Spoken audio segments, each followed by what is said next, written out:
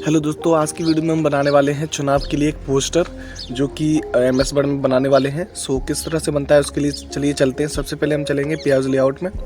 Page layout में सबसे पहले आपको साइज में जाना है और वहां से आपको सिलेक्ट करना है A5 साइज। आप जैसे ही सिलेक्ट कर लेते हैं तो जो पेज है वो आपको A5 में हो जाएगा कन्वर्ट। और उसके बाद जो है आपको क्या करना है, अब A5 में आपका पेज हो गया। अब आपको वापस से जाना है पेज लेआउट में, फिर मार्जिन पर क्लिक करना है, कस्टम मार्जिन पर जाना है। वहाँ से आपको जो एक लिखा हुआ है वहाँ पर हर जगह पर आपको 000 कर देना है। ओके कर देंगे तो आपकी जो मार्जिन है वो भी चारों तरफ से जो है 0 हो जाएगी। तो अब आपका जो पेज है उसमें अब आपको ओरिएंटेशन में जाना है और इसको लैंडस्केप कर लेना है। अब आपका जो पेज है वो तैयार हो गया है एक बैनर बनाने के लिए। ओरिएंटेशन में जाकर कर लिया। अब आपको करना है पेज कलर, तो आप ब्लू कलर का कर सकते हैं। मैंने ब्लू रखा है, आप चाहें तो कोई और कलर भी रख सकते हैं।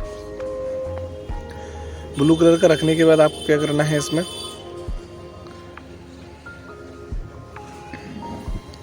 इसके बाद जाना है आपको सबसे पहले इंसर्ट में, शेप्स में चले जाना है और यहाँ से आपको ले लेना है टेक्स्ट बॉक्स। टेक्स्ट बॉक्स को लेकर आप यहाँ पर रैंडम एक बॉक्स छोटा सा सिलेक्ट करेंगे।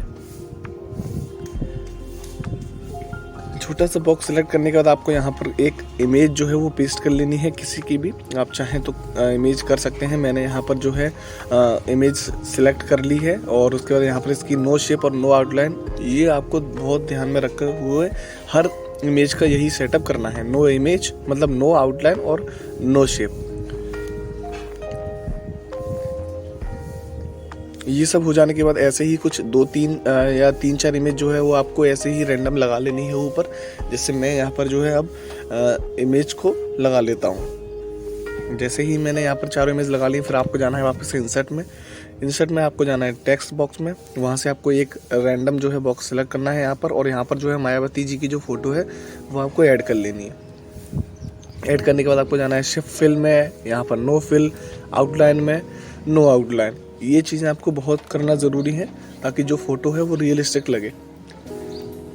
करने के बाद यहाँ से जो है फोटो को थोड़ा सेटअप कर लेंगे।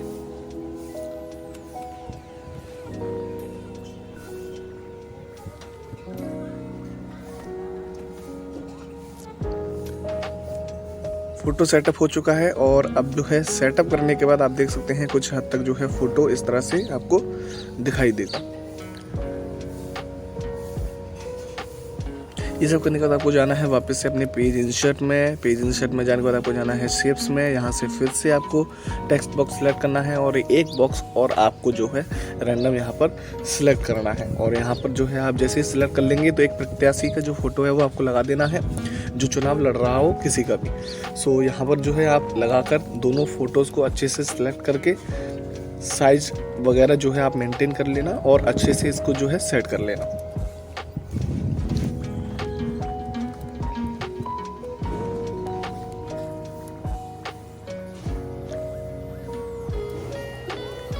जैसे ही आप इनको सेट कर लेते हैं देन उसके बाद जाना है आपको वापस से इंसर्ट में, शेप्स में, और यहाँ से लेना है आपको टेक्स्ट बॉक्स। टेक्स्ट बॉक्स जो है दोस्तों आपको हर जगह पर सबसे ज़्यादा काम आएगा MS वर्ड में। तो जैसे ही आप टेक्स्ट बॉक्स सेलेक्ट करते हैं यहाँ पर आपको जो भी आपको पोस्टर में लिखना है, जहाँ से भी आप जिस भी मतलब कास्ट से चुनाव लड़ रहे हैं उन सब के बारे में लिख लेना है। जैसे कि मैं यहाँ पर लिखकर जो है कंप्लीट कर लेता हूँ। आप यहाँ से जो है देखते चलिए, वही सारी प्रोसेस रहेगी। सबसे पहले टेक्स्ट बॉक्स सेलेक्ट करना है। सेलेक्ट करने के बाद आपको इसकी जो भी आपको लिखना है वो लिख सकते हैं। उसके बाद नो आउटलाइन और नो फिल, ये आपको दोनों ज़रूर से कर लेने हैं। तो चलिए ये सब सबसे पहले कर लेते हैं।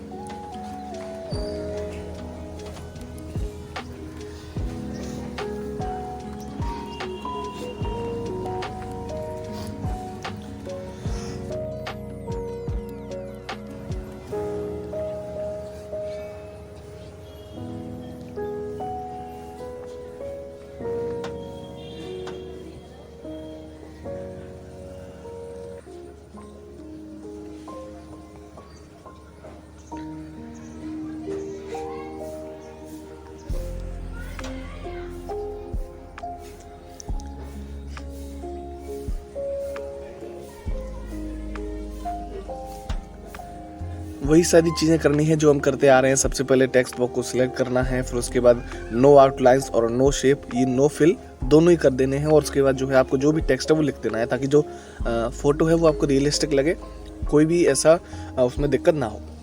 इसी तरह से ठीक हम इसको भी कर लेंगे। नो फिल, इसकी नो फिल जो नो आउटलाइन है वो हम नहीं रखेंगे, जो इसका बैकग्राउंड है वाइट कलर का वो ऐसा का ऐसा ही रहेगा। और उसके बाद यहाँ पर जो है एक सिंबल जो है जो चुनाव का होता है, आप जो भी चुनाव से हो उसका सिंबल रख कर जो है इसको यहाँ पर रख सकते हैं। जैसे मैंने यहाँ पर रखा है।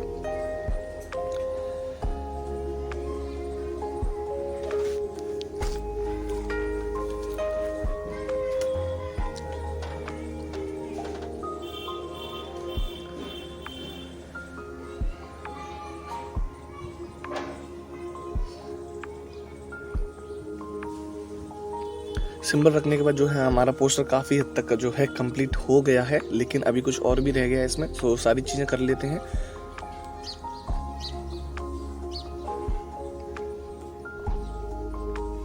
अब जाना है आपको वापस से शेप्स में, और यहाँ से जो है एक लाइन ड्रॉ कर, मतलब एक शेप्स लेना है। फिर यहाँ पर जो है आपको नीचे वही जो लाइन लिखाई जाती है सबसे ज़्यादा, कि हाथी के सामने वाला बटन दबाकर जो भी चिन्ह हो, चुनाव चिन्ह, उसके सामने वाला बटन दबाकर भारी बहुमत से विजय बनाए, ये सारी चीज़ें लिख लेते हैं।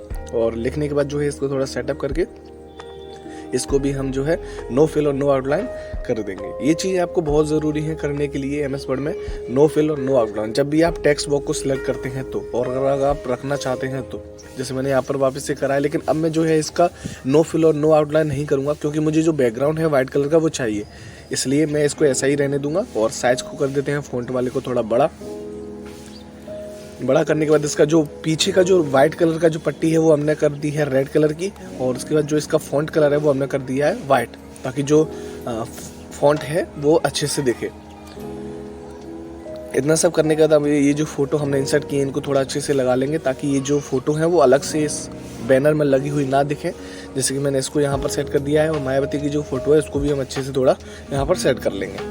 अब यहाँ पर सेट करने के बाद कुछ अच्छा लग रहा है देखने में कि ये जो फ़ोटो है वो थोड़ा रियलिस्टिक है। देन उसके बाद अब लास्ट हमको इस पेज के चारों तरफ चाहिए बॉर्डर, तो उसके लिए मैं यहाँ से कोई भी एक रैंडम बॉक्स सेलेक्ट कर लूँगा। पूरे बॉक्स पे सिलेक्ट करके कुछ ऐसा दिखाई देगा। यहाँ पर आपको केवल नो फिल को हटाना है, नो आउटलाइन को नहीं हटाना है। नो आउटलाइन को आप जैसे ही जाएंगे तो वहाँ पर आपको जो आउटलाइन का कलर है वो वाइट करना है, और थिकनेस जो है इसकी थोड़ी बड़ी कर लेनी है, तो चारों तरफ जो है आपके बॉर्डर लग जाएगी। और कुछ इस तरह का जो पोस्टर है चुनाव का वो आपके सामने बनकर तैयार हो जाएगा। कैसा लगा पोस्टर आपको कमेंट बॉक्स में कमेंट करके ज़रूर बताना है।